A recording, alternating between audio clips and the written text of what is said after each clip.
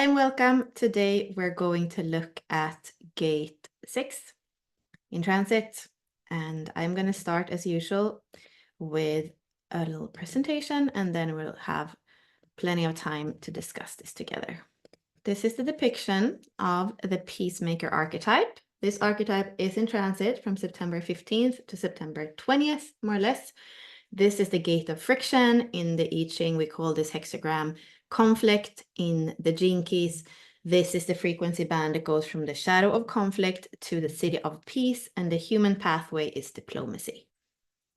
Here we're looking at this gate in terms of the I Ching, and we're seeing that it's part of the element, or it's the hexagrams in the wheel that have the water element on the bottom.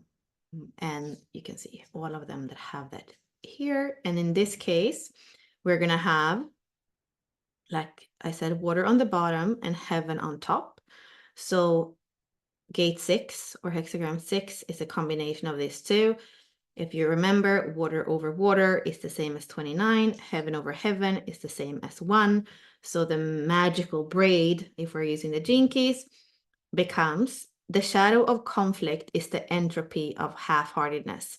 The gift of diplomacy is fresh commitment, and the city of peace is the beauty of devotion.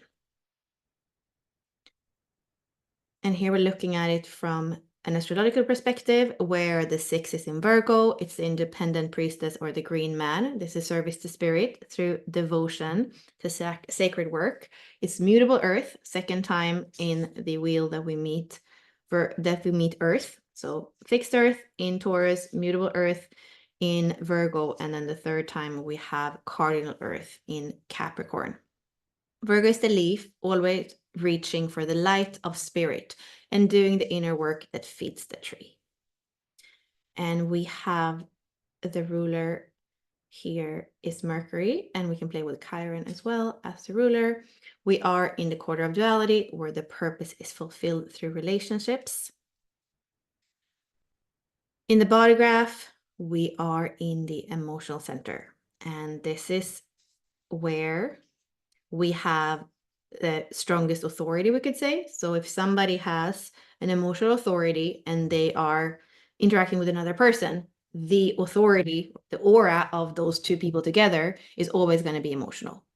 So if you have this center defined, and if you don't have it defined, but you are with somebody who has it defined, that's the aura. And this is then the aura of humanity, because if we put everybody on top of each other, we're going to have all the centers defined. And then the authority is going to be emotional authority. This is very important. We'll speak a little bit about the different waves, because there are different emotional waves. And here in the 6, we could say that it's synthesizing and filtering all these waves. They can look a little bit different, but it's really about hope and pain in different ways of crashing and cycling and all that. This is powerful. This is a motor, and it's creating the authority, we could say, or the aura of humanity. This is not to be forgotten, and I think this is one of the gates where we definitely want to include the human design to understand it. It's not enough to just know the frequency band or just understand it in a gene key sense, if we really want to understand it. So like we said, it's a motor. It's becoming an awareness center. We have the mutation in the solar plexus, so that it's going to play with the instinctual awareness in the spleen and the more left-brained awareness in the ajna.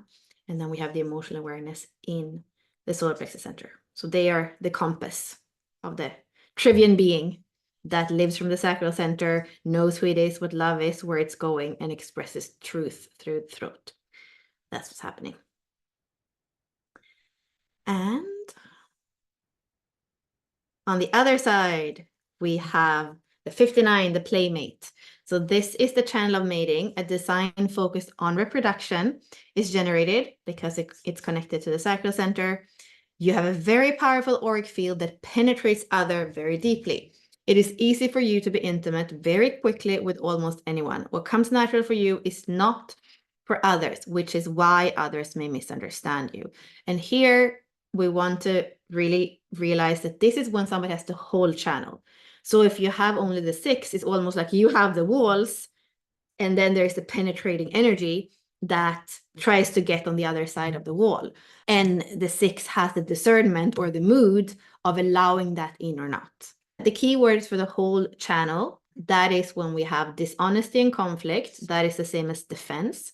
When we have intimacy and diplomacy, that's the same as fruitfulness. And when we have transparency and peace, that is fusion. So for the 59, the keywords are seed energy, intimacy, and spirals of life. And for the 6, it's balance, sensitivity, and regulation.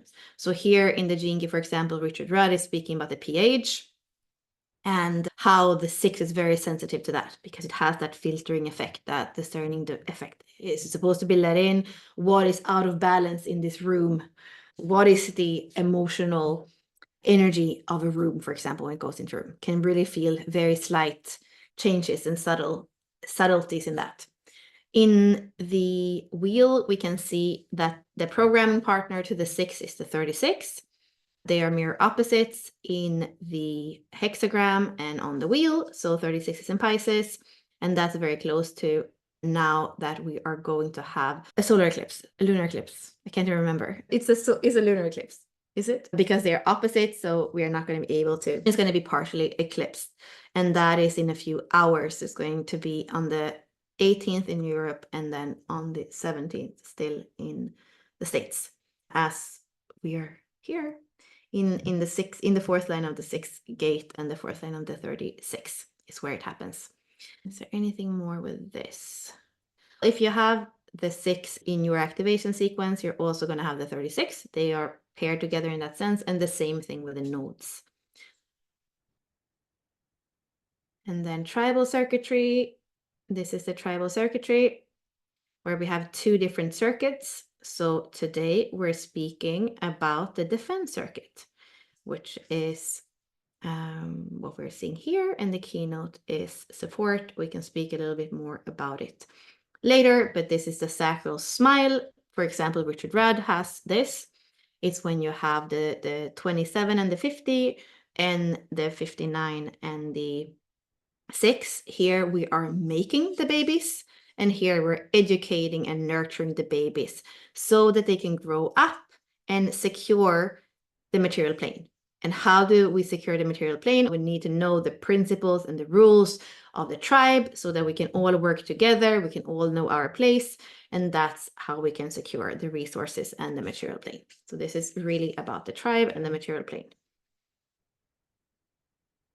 And here we're just having another way of seeing it. So this is a depiction. This is how you could see the 6. So you see that it has a balancing effect.